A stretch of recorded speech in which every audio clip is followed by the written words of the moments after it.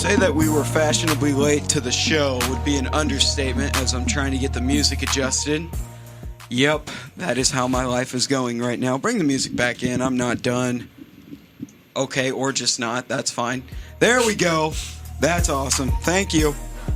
You're listening to the Breakfast of Champions here on KCOU 88.1 FM, the student voice for Mizzou Athletics. Keegan Hartman in Studio A of the KCOU studios in the basement of the Student Center.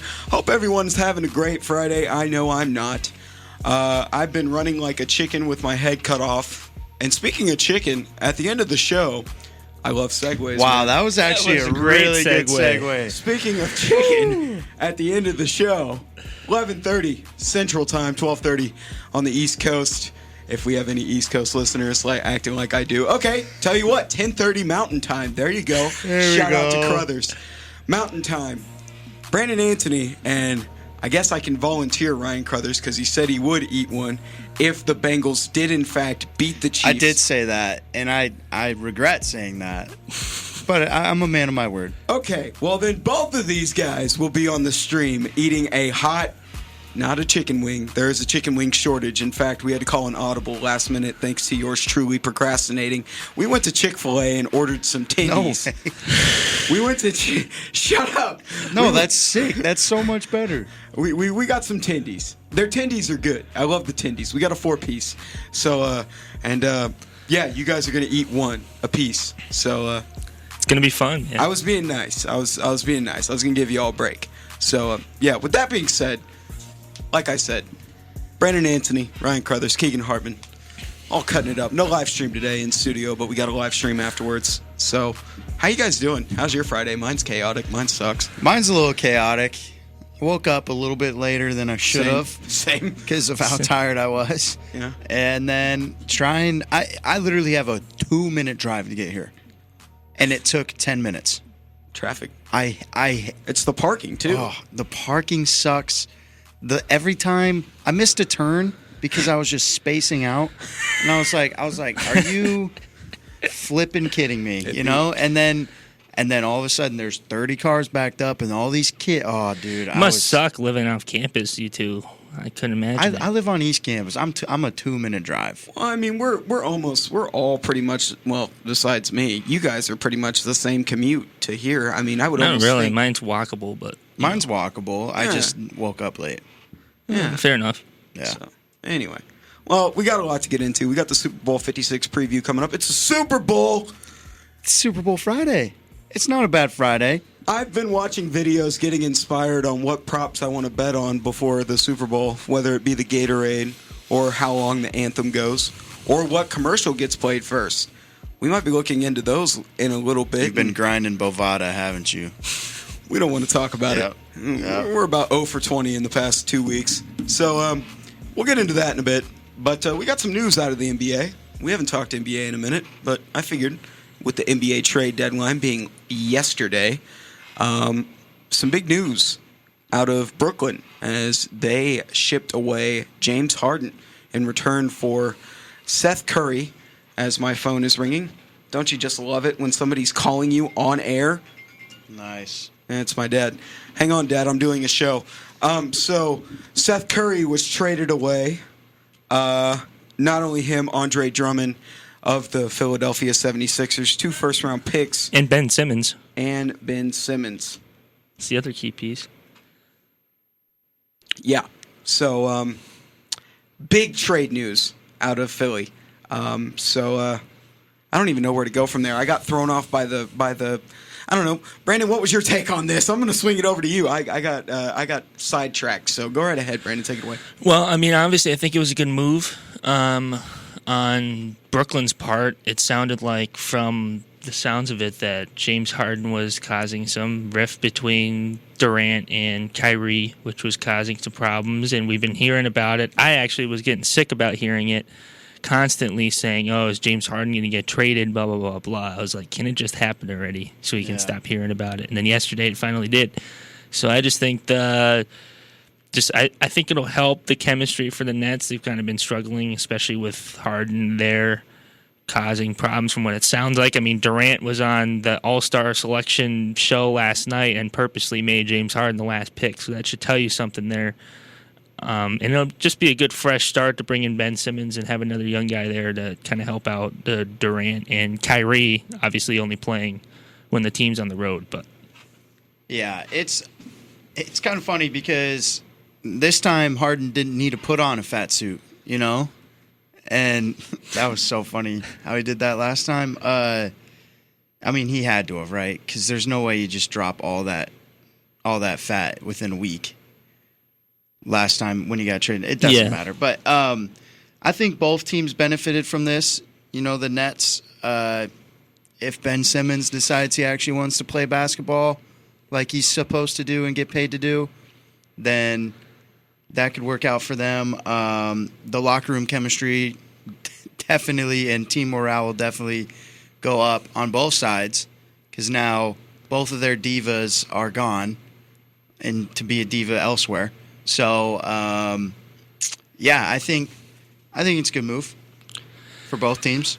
I'm really sick personally of these stars. I don't know how you guys feel about it, but basketball especially, who are kind of just do a lot of talking and don't play when they're making millions of dollars. I feel like it's a common thing for NBA players, especially James Harden, Ben Simmons, kind of like that. It's almost to the point like you're getting paid so much money, you can't just get out there and just play basketball and stop, complaining about something, some way, some form. So yeah, we've only seen it a couple times in the NFL, and I don't remember an NHL player doing it.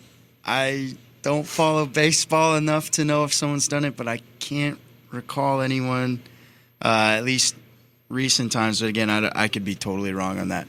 But yeah, it seems like the NBA the most is they seem to be in a, I know it's a bad, I just use this word, but they seem to be a lot more diva-like in the NBA where it's like, they'll throw a fit and they'll whine and complain where it's like, I don't know, dude, you're getting paid $200 million at the end of your contract and it's all guaranteed. Yeah, for real.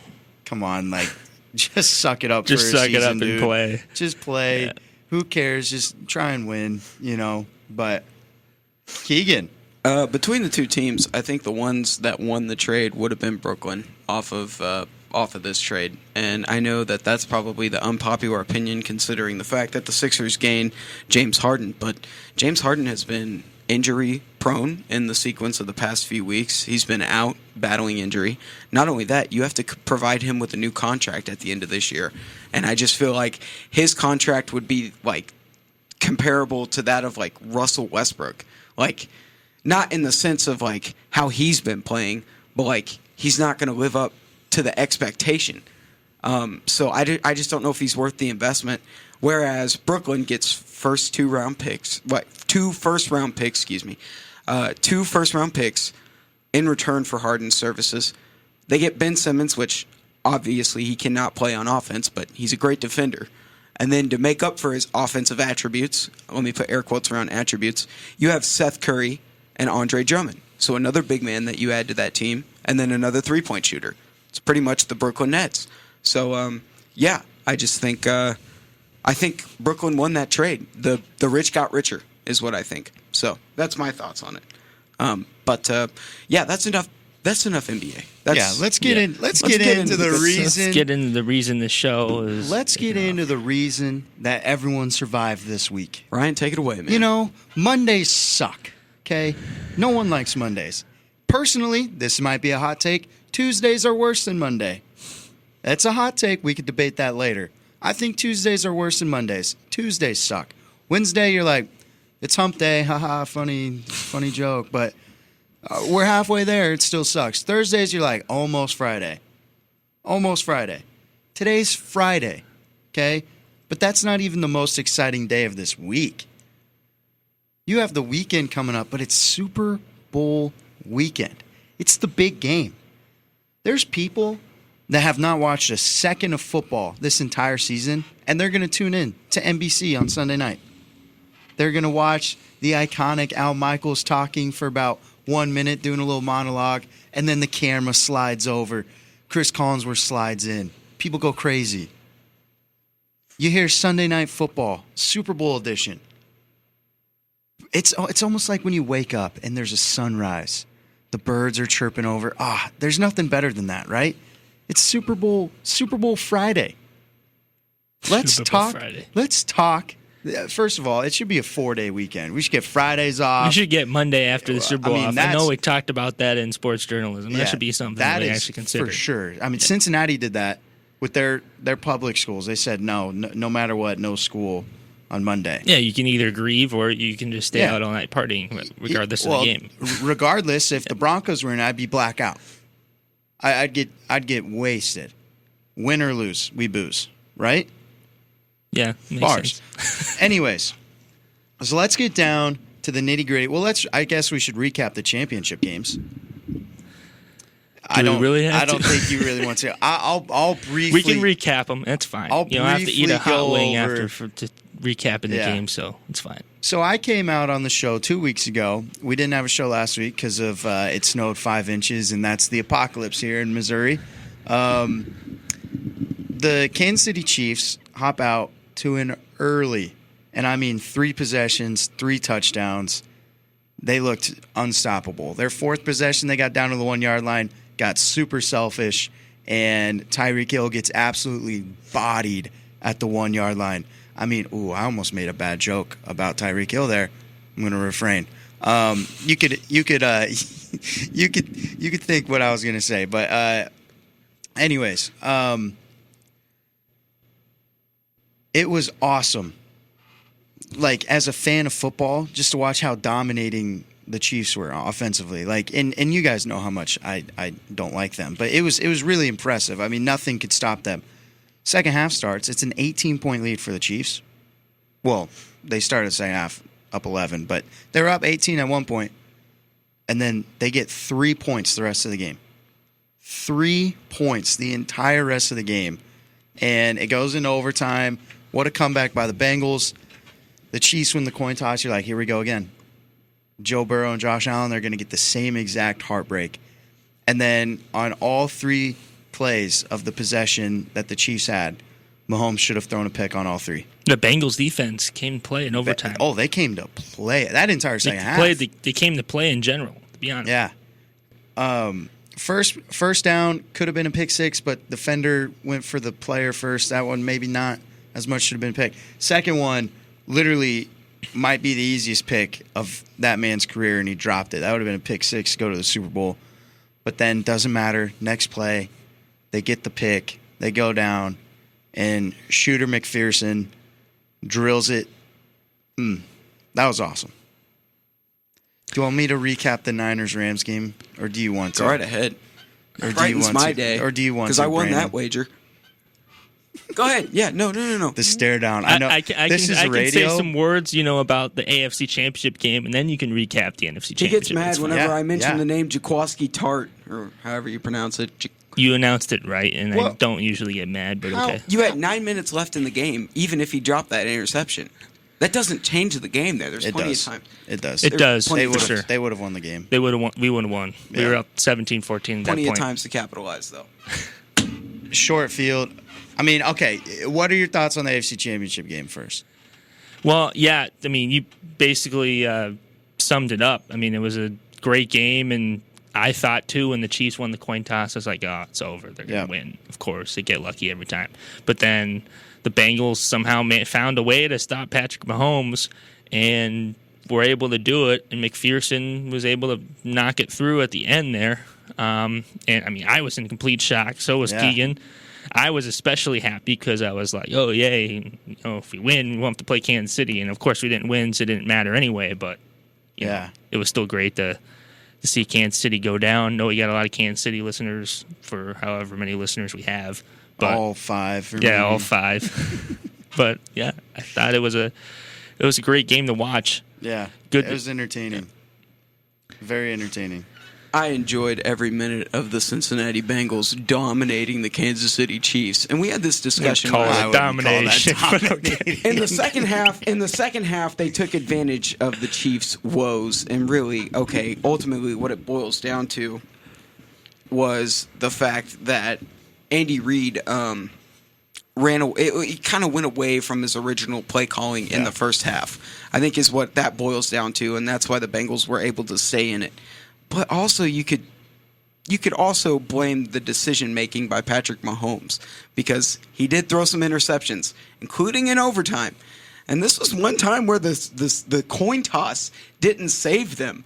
They actually that was Patrick Mahomes. That we really thought. I was like, man, Kansas City's about to do it again. They're about to go to the Super Bowl. We both thought the same thing. That, yeah. I think everyone in the world. Did you hear the stadium when the ref said it is tails? The stadium was celebrating like they just won the game. Yeah.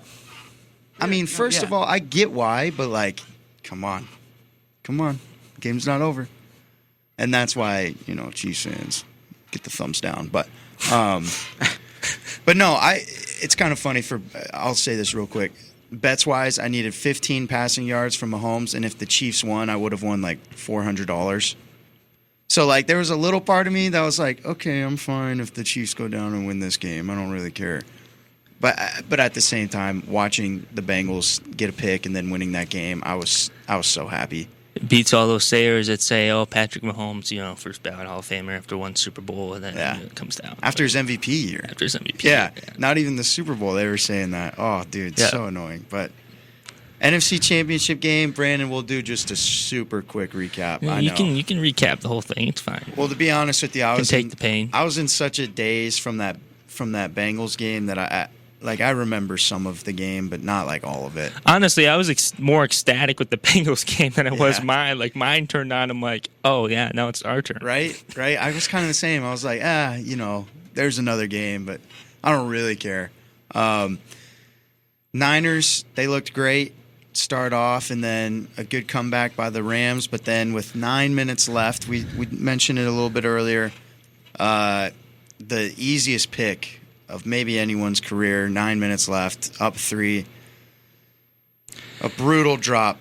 That moment was the equivalent moment of the Super Bowl in 2020 when Patrick Mahomes threw that deep ball on 3rd and 15 to Tyreek Hill. That was the moment when I was like, that it was the game changer. That was the moment when I was like, oh crap. I think I hit something on that play. And then this play, this guy can attest I was on the ground after the dropped interception. Yeah. So that was similar to that type of play. As soon as he dropped it, I looked at my friends. I was like, the Rams are going to score on this drive. 100%. And it was a complete game changer. I don't care if there's 9 minutes because after that play, the Rams dominated, went down the field, they scored a touchdown. If he would have made that pick, it was 17-14 at that time. We would have gotten the ball back. No guarantees we would have done anything with it because you know how Mr. 28-3 is with keeping leads in the fourth quarter, but it still would have gave us another possession and would have changed the game a little bit. I don't know if we would have won. Field. It would have been a short field, I've never seen him so depressed in my life. Dang. I've never seen him so angry. He thought, though, here's the thing, Brandon. Y'all fought. I will give you that. Shocked me. Y'all fought, though. But I just don't know how you thought that you guys were going to win this game. Like, I don't know how you came into this game with the mindset of you were going to go to the Super Bowl. Can I fire something back at you? Go right ahead. If you were a Broncos fan and you won 6 with games, Teddy Bridgewater and Drew Lock, okay. Let me finish. If you were a Broncos fan and you won 6 straight games against a particular opponent, let's say the Raiders or something, you wouldn't go into the game a little bit more confident, saying, "Oh, well, we've beaten them 6 times in a row. It's fine." Granted, you're usually cautious, optimistic. So you would probably think, oh yeah, well this one's going to be different. I was the same way going into this game against the Rams. I knew in my head we won 6 straight games, and I was like, eventually there's going to be a game where we're not going to be able to seal the deal. And of course that was the NFC Championship game, and that's what I was nervous about going in, especially when we beat them in Week 18. I was like, if we're going to have to face them again in the playoffs, I have a bad feeling. Even though I was acting all confident on the outside, inside going into that game was definitely nerve-wracking. So. I mean, that's just any playoff game, especially against a team that you know, and then you have a long streak against them. You're like, this would be the darn time that it ends. Yeah. But let's stop talking about that for you, Brandon. And let's That was a fair point. That was a fair point. Whoa. Well. Wow. Okay. That was a fair point. That was a fair point. So I know you. You would be going in saying, oh, we won 6 straight. You guys are messed up. So. that was a fair point. Yeah. Yeah. About having that confidence going in with 6 games. Hard to not have that confidence. But at the same time, it is the postseason. So I mean, I guess you knew that. But it was also a home game for the Niners. In a sense. Fans travel to L.A. and take over that stadium. 70%. Yeah. Well, we'll probably get into this when we talk about the Super Bowl, but I feel like Right now. Well, good segue there, bud. I feel like this is going to be, what do they call it? Corporate. This is like a big corporate thing because an average fan, like middle class fan, could probably not afford the tickets to get into No way. a Super Bowl, and so I feel like LA's got it made in the sense that you don't know how Cincinnati's going to travel. Yep. And these tickets are astronomical. Yep. Hell, the parking is like, I don't even know. I'm pretty sure it was like $500, $600 for parking or something. God. Like, I was looking up tickets, or like, I don't even know. I saw something ridiculous, like $500, anywhere from the range of like $400 to $600 for parking. And I'm like, goodness sakes. I couldn't even begin to imagine how much you would spend on a game day. Like, how much is the food? Is it reasonable Atlanta Falcons prices? Probably not. Probably not. It's No probably way. astronomical. I'm paying $30 for a tall boy. $30 for a tall. Can I get 2 tall boys? And It's gonna yeah, that'll be your Social Security card, please. I got a coupon for that. All right, you get free ice cubes. Yeah. Well, Yes. right. Well, let's get into the Super Bowl talk then. If we're Oh, we're ready. let's go. Ready. Do we need to go to a quick break? We should. It's 10:33. We haven't had a break yet. We should probably go to a We should break. go to a break. Well, when we come back, with that being said, we are going to be talking Super Bowl. What do you like going in as far as like props and everything? I mean, when we come back, what are we liking in terms of like props? We'll get there. We'll get there when we get there. We'll All get right. there. I was trying to fill some dead air because I was There's a lot of Building interesting trends with this game. A lot of interesting trends that I'll speak about. okay. That you sports bettors out there, you naughty people, You myself degenerates. included. Couldn't be me. Well, yeah, probably not. But me? Oh, yeah. A lot of interesting trends to think about before the big game. A lot of fun stuff. It's also all in your heart. Do I need to keep talking? No, you don't need to keep.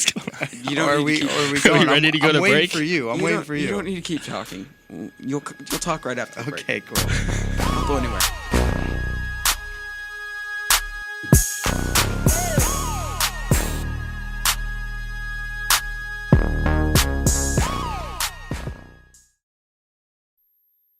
Six million ways to mob, choose one.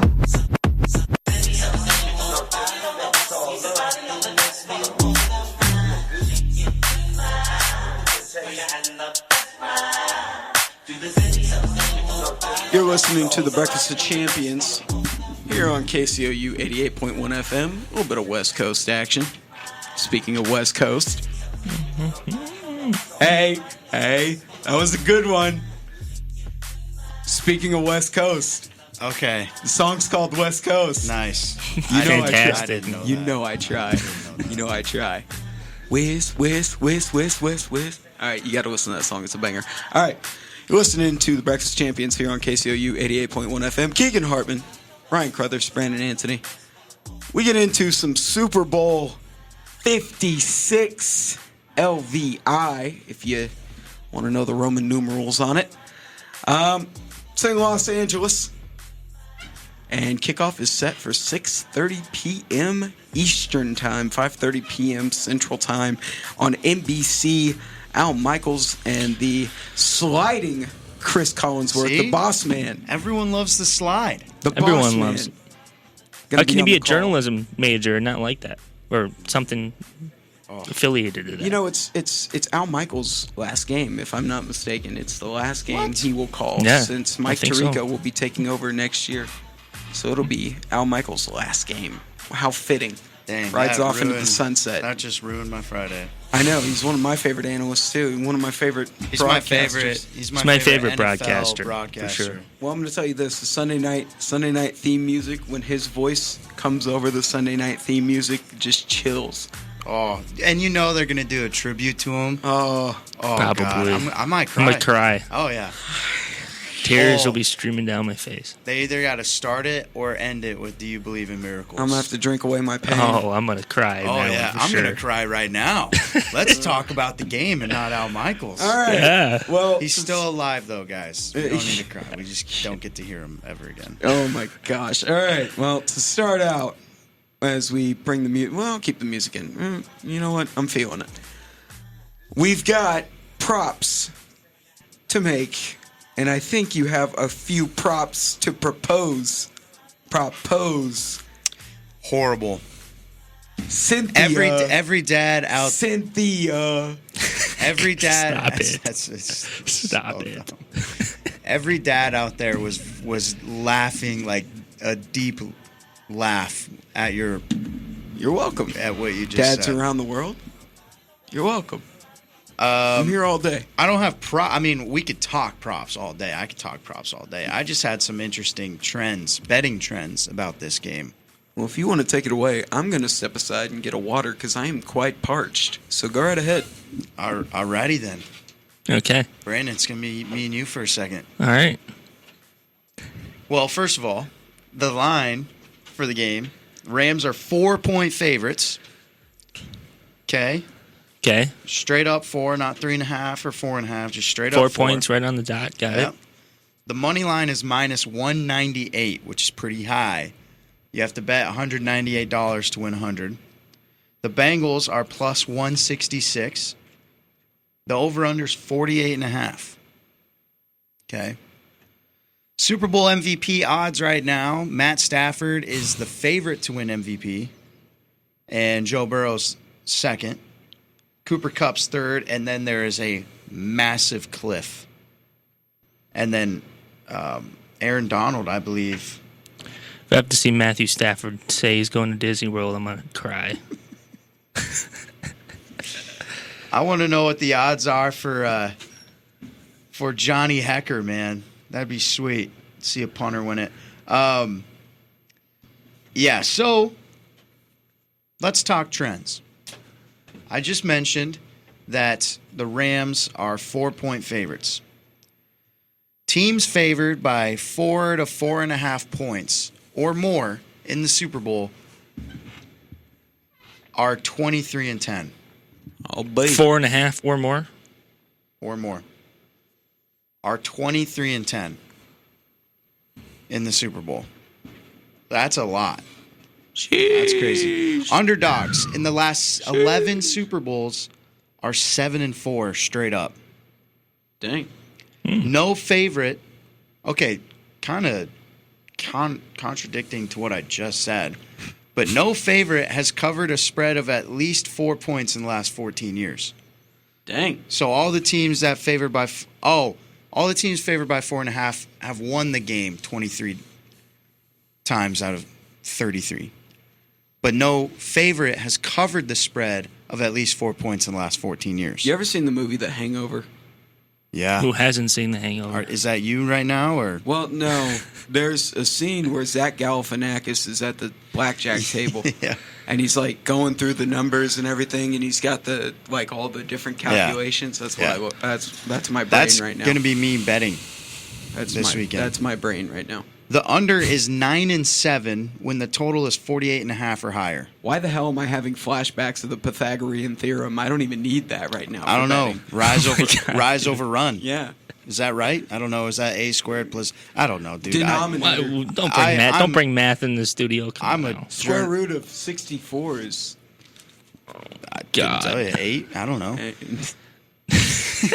College.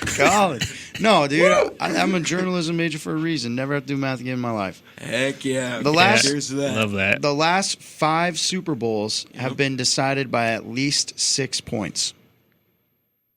That's crazy.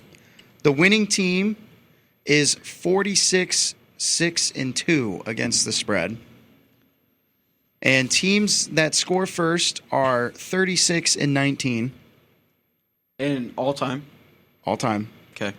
And my last one is underdogs of at least 3 points are 5-1 in the last 6 Super Bowls. Took me a minute to calculate. 36 plus 19 is 55. Yep. Okay. That is 55, which would mean all 55 Super Bowls right there. Yep. But underdogs of at least 3 points are 5-1 in the last 6 Super Bowls. Okay. So, basically all those, some of them favor the Rams, some of them favor the Bengals. I don't know, man. It's a close game. Well, if you had to... no, we'll get to that in a minute. All right. I got to ask about this. Whole national anthem thing, and I got to ask about the Gatorade thing. Because I predicted the right Gatorade last year, and I should have bet on it. It was like plus 600 odds for blue Gatorade. And I got it right. You did. I did get it right. I said blue would be the... And I've got it on archive. Yeah, we talked about that for a minute. So what color Gatorade do we think will be poured on the winning team? What do we think? What are the odds sitting at for the Gatorade? This is my favorite prop. I'm telling you, I'm a Gatorade guy. I believe it's blue or red this year. Radical red? What about you, Brandon? What do you think? I was thinking yellow. Oh, Yellow. some women lie. Yeah. I think purple. Okay. I think purple. Purple. I on TikTok, Bleacher Report betting did like this whole TikTok about like crunching the numbers of the Gatorades and stuff, and they're like, for the best odds, we're riding purple. So there you go. I like purple. You're with Bleacher Report on this one. I think purple. And watch, it's gonna be blue. It's gonna be blue again. They're gonna shock the world. Yeah. Or it's gonna be white. It might be. That was mine Clear last Gatorade? year. Gatorade. That was mine last year. cool. I think I said clear, but I'm not sure. Or I probably said red. I don't know. I don't know what I say, dude. Wonder if they've ever Remember thought what I about said, spiking the Gatorade, like putting some alcohol in it. And, pulling a Marshawn Lynch, take a shot of Henny before the game. yeah, put some vodka in there, some Smirnoff. I bet that's delicious. Anyway, Oh yeah. all right, national anthem. What do we think? What's the over/under on that one? I was trying to. Is this find how that. long it is? Yeah. I think it's a minute 23, if I'm not mistaken. Last time I Let me looked. break this down, Brendan, because I don't think you know how serious the betting like the betting atmosphere is around the national anthem itself. If I'm not mistaken, last year during the Super Bowl, somebody during the rehearsal of the national anthem recorded how long it was taking the individual singing the national anthem to do to sing the national anthem. They caught them during one of the practices and actually posted it on their social the time it took for them to sing the national anthem. So that is how serious degenerates get when it comes to singing the national anthem. Do we know who's singing? You probably know who's singing it already. I don't Yeah. Or do not? I don't She's know. known as. Oh gosh, what's her nickname? Quickie Mickey. It's Mickey Guyton, and with her national anthem, she's known as Quickie Mickey because she sings very fast. Quickie Mickey. Yeah. Well, there's some Hi, context. pal. And the over/under is. Just didn't want to tell me. Don't do that. Don't do that. Okay. Don't do that. Just put more pressure on me. I can't find it. I'm going to say a minute and 45. 95 seconds. 95 seconds. A minute and 35 seconds. Dang it. Dang it. Yeah. I was excited. I think it's going to go over. That's her time to shine. I'll take the over. I'll take the over, I guess. Okay. Go ahead. It's 10:47. Yeah. We know the next show is going to be coming in and knocking on the door in 3 minutes. For sure. So let's talk game. Yeah. Yep. Let's break it down. Let's talk Yep. MVP, winning team, dark horse MVP. Who's going to cover the spread? You guys want to do that? Yeah. Let's do it. All right, cool. Brandon, you go first. Who is going to win the game straight up? Bengals gonna win the game. All right. I knew that was coming. I can get down with that. I have the Rams. I got the Rams too. Okay. Brandon. What was my MVP? MVP is definitely Joe Burrow or Big Joe guy. Shiesty. For a second, I forgot that you said Bengals. Yeah, I said Bengals. I was like, you think Joe Burrow's gonna win MVP when they lose? which is a bet on FanDuel, and it's plus 3,000 odds if a player from the losing team wins MVP. I've never seen that happen, so I'm going to throw $1 on it. My MVP, if I'm going to be smart, I'll just say Stafford. I'll just say Stafford. It's a quarterback. It's gonna be. It's going to be a quarterback, regardless in the Super Bowl. And I mean, if it was a receiver like Cup or Beckham, I heard this conversation the other day. Yeah. They would have to like throw a touchdown and have 3 touchdowns. It would have to be like Julian Edelman's, or Deion Branch. Yes. Or you know how I was thinking about it, like Matt Stafford could throw for 300 yards. Let's say like 30 completions. Let's just keep math easy. 30 completions, 300 yards, 3 touchdowns. Right? 3s all around. You're a simple guy. Okay? I like it. Oh yeah, so easy. But say Cooper Kupp has 12 catches, 175 yards, and a touchdown. Mm-hmm. I think that's more deserving than Matt Stafford's. And then I think he would get it. But, okay. Dark horse MVP, Brandon. Dark horse MVP for Let's me. do dark horse for both teams now. For both teams? Okay. Probably go Jamar Chase for Cincinnati, and then Cooper probably for the Rams. Okay. I have the gloveless wonder, Trey Hendrickson, for the Bengals. Nice. The gloveless one. I love that guy, dude. When he played for the Saints, I was like, this guy's rocking no gloves, and he actually ended up being a beast. And keeping the trend, Keegan, you're about to spark up. I know where Keegan's going to go with this. The dark horse MVP Maybe of this even you, Super Ryan. Bowl is Von Miller. I was right. Hammer Von. I am throwing. Von. I'm throwing $10 on it. Von Miller's going to win MVP. He's done it before. He's going to do it again. You guys. The Bengals offensive. Wow, that's words. The Bengals offensive line is so bad, and they're going to focus so much on Aaron Donald that Von Miller is just going to abuse whatever side they're on, whether it's Prince or whether it's that right tackle. Okay, Von Miller, dark horse MVP. I bet the Bengals wish they had Andrew Whitworth still. Yeah, I bet they or Sewell. Yeah, exactly. Yeah. This is Penei Sewell. Yeah. This is where I think they would much rather had Jamar Chase over Penei Sewell with how far they've gone. It's worked to their benefit, obviously, yes, but still, I mean, yes, they're a bottom 5 offensive line when it's all said and done. Like they're not. And it hasn't mattered They're though. They're in the Super Bowl.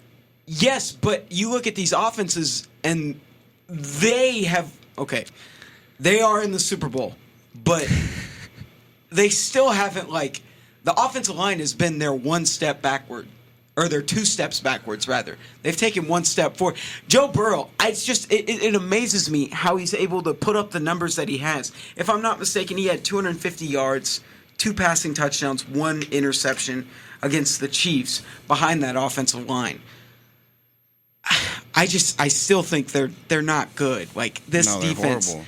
This defense is marginally better than the Kansas City Chiefs. They're going to torch. Than anybody that they've ever been up against in the playoffs. That goes for Tennessee, who had the best performance against the Cincinnati Bengals and the Vegas Raiders. What, 8 sacks? And they only beat Tennessee. them. They only beat them by an average of 8 points in all of those games, if I'm not mistaken. If you combine all those, it's like 8 to 10 points. So, yeah, that offensive line is atrocious. Yeah.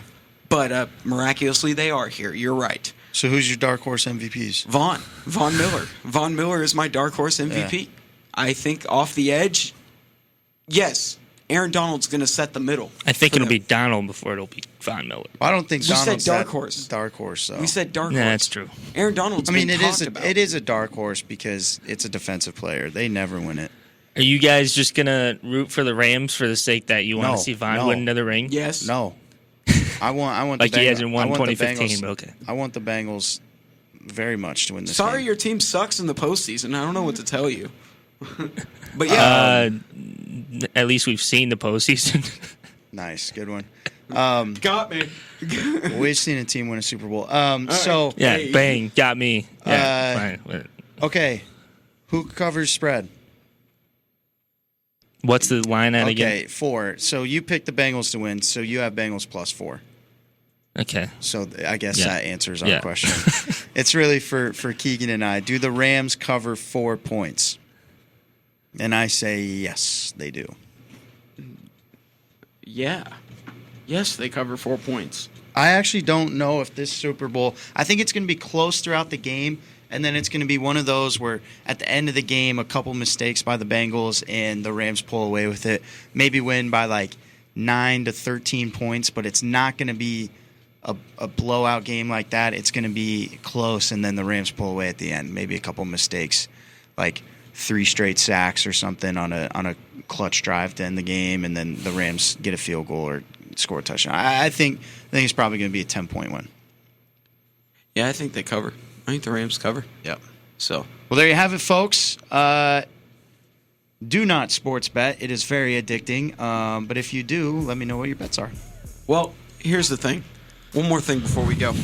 Pray for Brandon Anthony because he is now entering into the gauntlet. And if you want to watch the live stream, you can head over to my Facebook or Instagram, and it'll be streamed on both.